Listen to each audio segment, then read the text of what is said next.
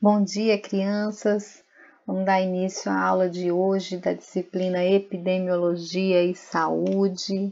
Eu sou a professora Carol, sim, eu estou nesse estado.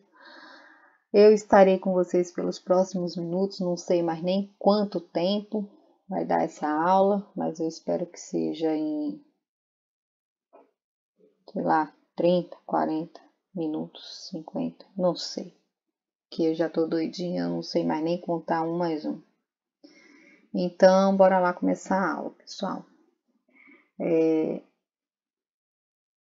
A aula de hoje, que está no cronograma do dia 2 de abril, retrata os tipos de estudos epidemiológicos.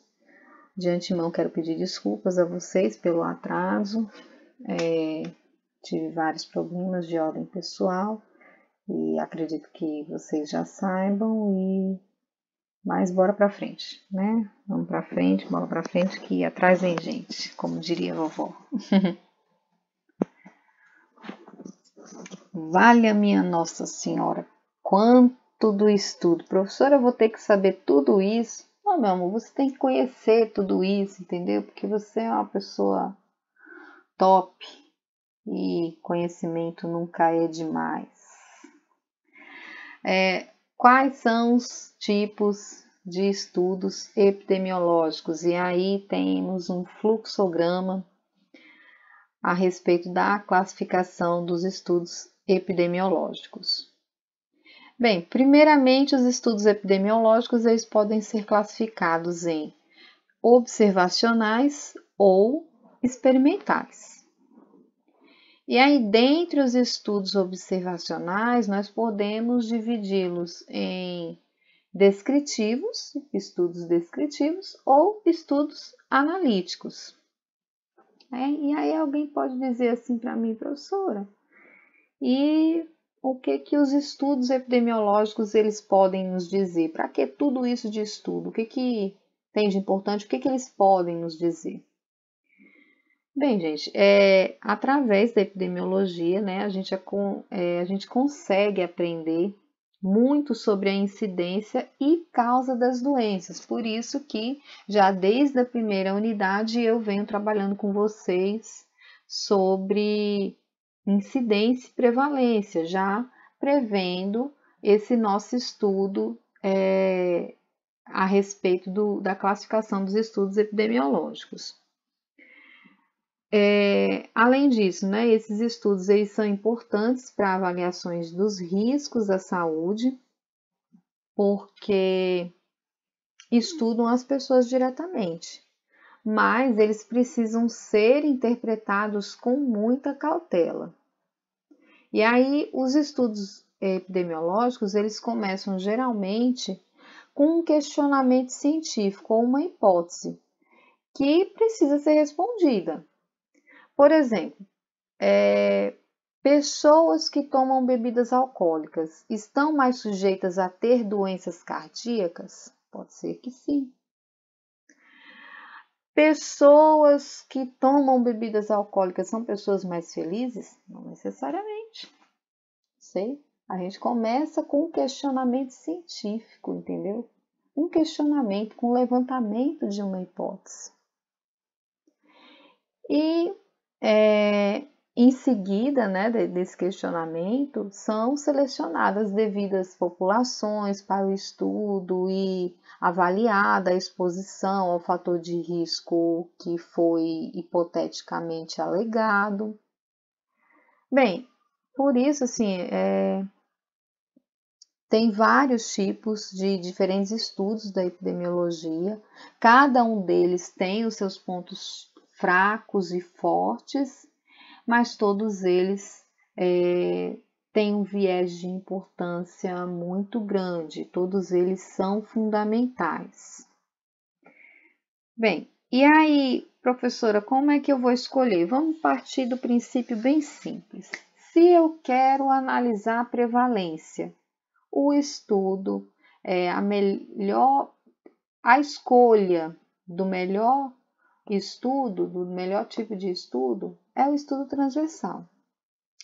Se eu quero fazer uma análise da incidência, o estudo de coorte é o mais indicado. Se eu quero estudar etiologia ou um quadro clínico, então a gente pode fazer um estudo de casos e controles. Se eu quero analisar um tipo de diagnóstico, por exemplo, então pode-se fazer o estudo de acurácia. Já se eu quero analisar o tratamento em si, eu faço um ensaio clínico randomizado. Se eu quero analisar a etiologia ou prognóstico, a gente pode fazer um estudo de coorte do tipo prospectivo. Se eu quero fazer a descrição de casos pouco conhecidos, então a gente pode fazer um relato de caso ou uma série de casos. Se eu quero analisar a profilaxia, então eu posso fazer um ensaio clínico randomizado. Enfim, a escolha do tipo do estudo epidemiológico vai depender também do que você pretende, das hipóteses levantadas, entendeu? Qual o objetivo do seu estudo, enfim. E aí agora vamos partir propriamente dita para a análise de cada tipo de estudo. Eu acho que o computador pulou uma página, vamos ver. Não, não pulou não, eu que estou ficando doido. Tá certo. Os estudos epidemiológicos, eles podem ser vislumbrados tanto no aspecto retrospectivo quanto prospectivo. É basicamente assim. Se a gente, partindo da investigação, se você quer analisar do presente para o futuro ou analisar uma causa e o seu possível efeito, você vai fazer um estudo prospectivo. Se você quer analisar um fator no presente e buscar as causas no passado, então você vai estar fazendo diante de um estudo retrospectivo, você vai estar fazendo um estudo prospectivo. Então, o estudo prospectivo, você tem a causa e você quer buscar o efeito. No estudo retrospectivo, você tem o efeito e você quer buscar a causa lá no passado. Qual foi a causa? Bem, os estudos transversais, que é um tipo de estudo epidemiológico, um estudo observacional analítico, eles medem a prevalência da doença. E por essa razão, eles são frequentemente chamados também de estudo de prevalência. Em um estudo transversal, por exemplo, as medidas de exposição e efeito, ou exposição e doença, são realizadas ao mesmo tempo. Por esse motivo, não é fácil avaliar as associações que são encontradas nesses estudos. A questão chave nesse tipo de delineamento é saber se a exposição procede ou é consequência do efeito. Se os dados coletados representam a exposição antes da ocorrência de qualquer efeito, enfim,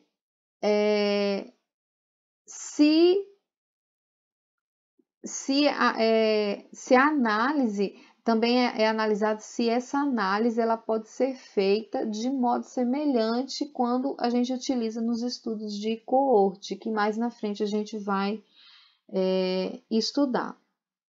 Então, gente, os estudos transversais, eles são relativamente baratos.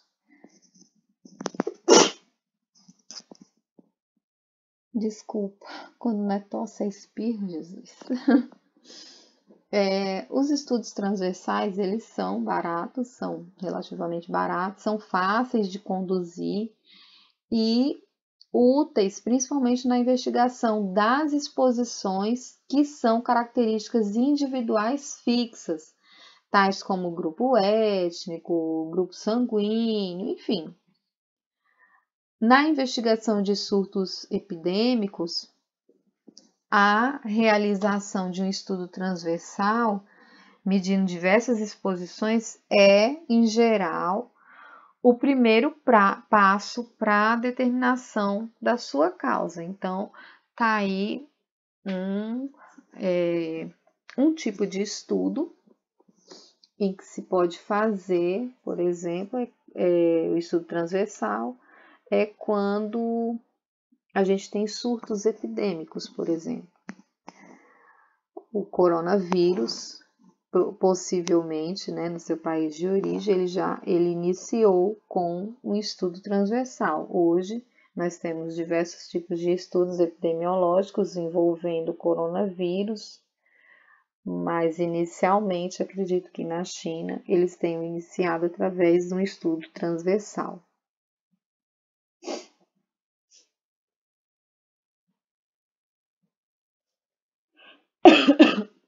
Desculpa, gente. E aí, como eu já havia falado, né, para vocês, o estudo transversal ele é focado principalmente no presente e analisa não só a causa, mas também o efeito, analisa os doentes que foram expostos e não expostos, e os não doentes que foram expostos e não expostos também. E aí, os dados que são obtidos através dos estudos transversais, eles são úteis principalmente para avaliar as necessidades em saúde da população. Por exemplo, dados provenientes de pesquisas transversais que são repetidas, com amostragem aleatória e definições padronizadas, elas fornecem indicadores úteis de tendência. Cada pesquisa ela deve ter um propósito muito claro, e para ser válida, a pesquisa ela precisa ter um questionamento bem elaborado, uma amostra de tamanho apropriado e também uma boa taxa de resposta. Vários países eles conduzem pesquisas transversais regulares com uma amostra representativa da sua população. E essas pesquisas elas enfatizam características pessoais e demográficas, doenças e hábitos relativos à saúde, a frequência de doenças ou outras características também podem ser examinadas, como por exemplo em relação à idade, sexo e grupo étnico. Pesquisas transversais sobre fatores de riscos para doenças crônicas também têm sido utilizado em muitos países. E aí nós temos exemplos de estudos com utilização de medicamentos, análise da prevalência de um determinado evento, de um determinado surto epidêmico, de uma pandemia também. E a principal vantagem que a gente pode apontar em relação ao estudo transversal, ao estudo epidemiológico transversal, é porque ele é mais fácil e barato para ser realizado. E ele pode ser gerador de hipóteses de associação e servir, inclusive, como base para outros tipos de estudo. A desvantagem é que ela não testa hipóteses, porque justamente as variáveis elas são medidas simultaneamente. No mesmo momento é analisado todas as variáveis.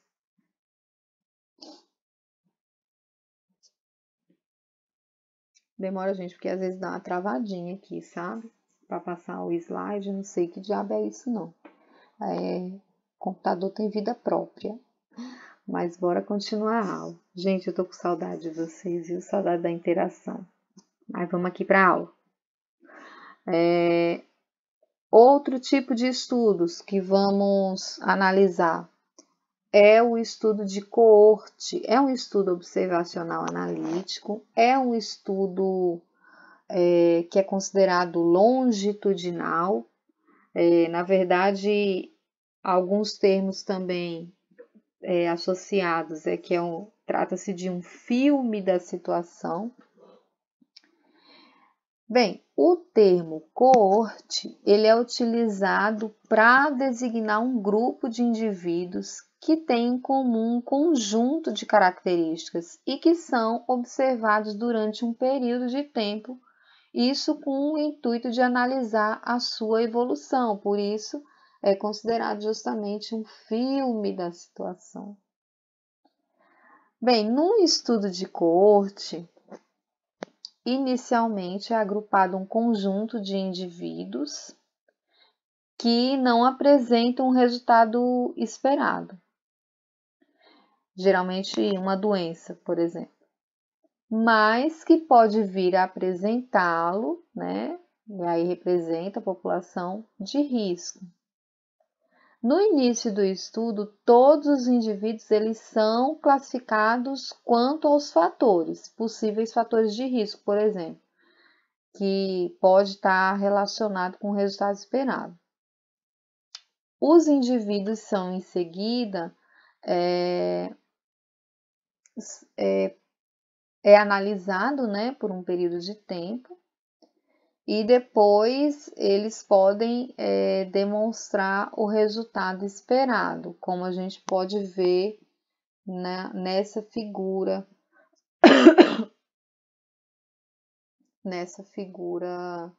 no slide. Você pega uma parte você delimita a população, pega uma amostra e aí você vai analisar por um tempo os expostos e os não expostos aos fatores de risco. E aí, após esse tempo de análise, você vai ver dos que foram expostos, quem ficou doente, quem não adoeceu, e dos não expostos, quem ficou doente, quem não adoeceu. E aí você consegue fazer a delimitação do que é de fato um fator de risco. Você analisa estatisticamente o que de fato pode ser um fator de risco. O estudo de coorte ele pode ser também prospectivo de coorte. E aí, quando é analisado pelo viés prospectivo, esse estudo ele acompanha um grupo de pessoas saudáveis com níveis diferentes de exposição e avalia o que ocorre com a saúde dessas pessoas com o decorrer do tempo. Nesses estudos, a exposição é anterior à ocorrência da doença, isso para se estabelecer a possível causa. Embora ele seja dispendioso, né, demorado, esses estudos eles não têm muito desvio, porque eles fazem menos suposições sobre o assunto do estudo. E aí, por exemplo, os estudos de coorte, eles são os mais indicados no caso de doenças relativamente comuns, justamente porque eles têm menos desvio em relação às hipóteses levantadas sobre o assunto. Ai, Jesus. As etapas do estudo de coorte. Primeiro, a gente estabelece as pessoas que são livres da amostra, você vai da doença, você vai escolher, você vai retirar a sua amostra, vai estabelecer a população para retirar a amostra, e aí você vai determinar os expostos e não expostos. E tem a possibilidade aí de medir vários níveis em relação à exposição, mas é importante determinar quem é exposto e quem não é exposto. E aí vai fazer o acompanhamento e, por fim, fazer o diagnóstico da doença em relação a essa preferência em relação à exposição. Então, gente, os estudos de coorte, né, que também são chamados de longitudinais ou de incidência, eu esqueci de falar isso para vocês, eles iniciam com um grupo de pessoas livres da doença e que são classificados até em subgrupos, isso de acordo com a exposição a uma causa potencial da doença ou do desfecho esperado sob investigação, né? As variáveis de interesse, elas são especificadas e medidas, e a coorte inteira, a seleção dos indivíduos inteiros, é acompanhada com o objetivo de ver o surgimento de novos casos da doença, por isso, incidência, né? Para verificar o desfecho. E também analisar se vai diferir, se vai ter diferenciação entre os grupos, conforme a presença ou não de exposição. Em virtude dos dados coletados, por conta dos dados coletados fazer referência a diferentes pontos no tempo, os estudos de coorte eles são longitudinais, justamente porque vai ser um fator que vai tornar semelhante aos de casos e controles também. Os estudos de coorte, eles podem ser chamados de estudos prospectivos, como eu já havia dito, mas essa terminologia ela é confusa às vezes, por isso ela deve ser evitada. O termo prospectivo, ele se refere ao momento da coleta dos dados e não à relação entre a exposição e efeito. Por isso, os estudos de coorte, eles podem ser prospectivos quanto retrospectivo. Então, assim, coorte prospectiva. Tá errado? Não, não tá. Tá correto. Mas o estudo de coorte, ele pode ser analisado tanto no viés prospectivo quanto no viés retrospectivo.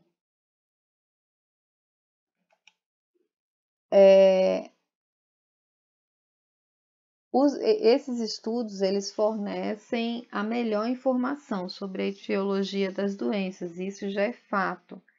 E também a medida mais direta do risco para desenvolver alguma doença. Embora conceitualmente simples, os estudos de coorte eles são bastante caros, porque eles podem requerer longos períodos de acompanhamento. Por exemplo, né? Visto assim que a doença ela pode ocorrer após uma exposição prolongada. De pessoa você ficar anos e anos analisando um grupo de população, uma amostra, entendeu? Em relação à doença, aos fatores de risco, aos expostos e não expostos. Por exemplo, a gente tem vários exemplos, mas podemos citar aí o período de indução para leucemia causada por radiação. Isto é, o tempo necessário para uma causa específica produzir um desfecho, né? A indução, a gente vai analisar como que a radiação ela pode induzir uma leucemia. E esse desfecho, ele ocorre em muitos anos. Portanto, é necessário acompanhar os participantes por um longo período de tempo. Esse é um exemplo, né, de que pode se tornar muito caro. Mas, se a gente for analisar, por exemplo, tabagismo, muitas pessoas têm esse hábito e as informações sobre as exposições no passado, nesse caso, elas também podem ser coletadas no momento da definição da amostra no estudo da coorte. E aí, em situações com exposições agudas, a relação causa-efeito ela pode ser até óbvia. Como, por exemplo, quando a gente pega aí estudos relacionados ao tabagismo, porque existem doenças que são mais rápidas, né, para ocorrer quando tem um fator de risco relacionado ao tabagismo. Enfim, o que eu quero dizer para vocês é que, dependendo do estudo de coach, ele pode ser muito longo e isso deixá-lo mais caro.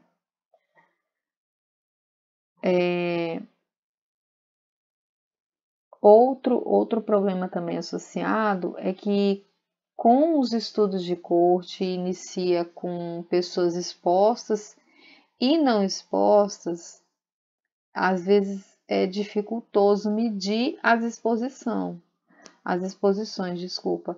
E aí torna mais demorado esse estudo, e isso é uma desvantagem também.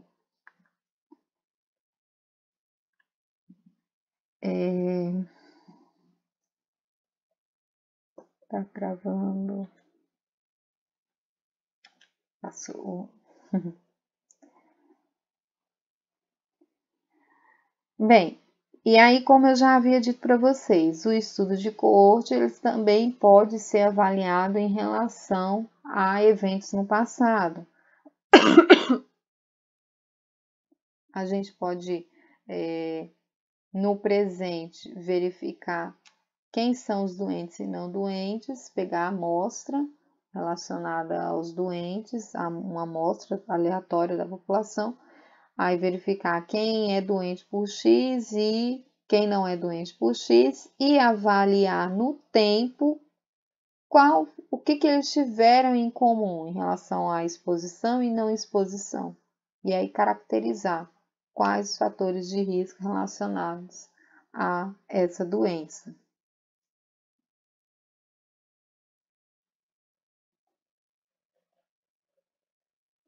A vantagem para esse estudo retrospectivo, coorte retrospectivo, é porque ele é útil para doenças com longo período de latência.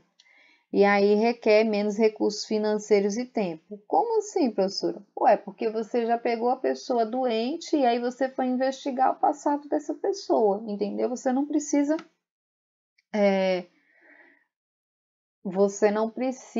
acompanhar ano após ano daquele indivíduo para o futuro. Não, o passado dele já ocorreu, entendeu? Você vai investigar com a própria pessoa, através de questionário, por exemplo. E aí, por isso, ele requer menos recurso financeiro e tempo. Como desvantagem, a gente tem um controle limitado em relação à amostra e à medição das variáveis. E também dados incompletos. Por que dados incompletos? Porque às vezes você está analisando no presente, por exemplo, casos de óbitos em relação a X doença. E aí você vai avaliar sobre o histórico dessa pessoa. A pessoa já morreu, por exemplo. A pessoa já morreu. Como é que você vai analisar? Então, alguns os dados ficam incompletos. Então, essa é uma desvantagem desse estudo. Mas, de maneira geral, esse estudo tem mais vantagem do que desvantagem. E aí, vamos passar para outro tipo de estudo, que é o estudo caso-controle. Os estudos de caso e controle, eles constituem uma forma relevante e relativamente simples de investigar a causa das doenças, principalmente doenças raras. Esse tipo de estudo, ele inclui pessoas com a doença ou outra variável de desfecho que hipoteticamente você queira estudar, e um grupo controle, por exemplo, um grupo para você fazer a comparação referência, que é composto justamente de pessoas não afetadas pela doença ou pela variável de desfecho. A ocorrência de uma possível causa, ela vai ser comparada entre casos e controles, por isso o nome caso-controle. E aí os investigadores eles vão coletar dados sobre a ocorrência das doenças em um determinado momento no tempo e sobre a ocorrência de exposições em algum momento do passado. Gente, vamos dar uma pausinha aqui no vídeo porque ele já está começando a travar. E aí a gente a gente continua a aula, essa mesma aula num próximo vídeo, viu? Vamos fazer uma pequena pausa aqui.